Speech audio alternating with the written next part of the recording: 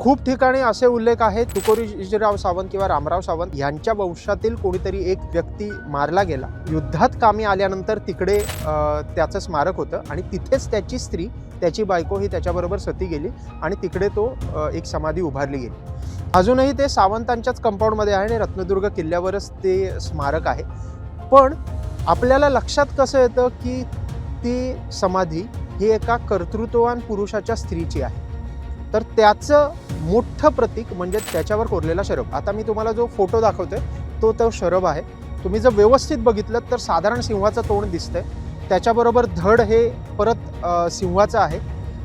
खाली तुम्हाला पाय दिसत असतील, 3 ते 4 पाय दिसत आहेत आणि एका पायात खाली तुम्हाला क्लिअरली हत्ती दिसतो, म्हणजे हे शरभचं प्रतीक आहे असं आपण म्हणू शकतो।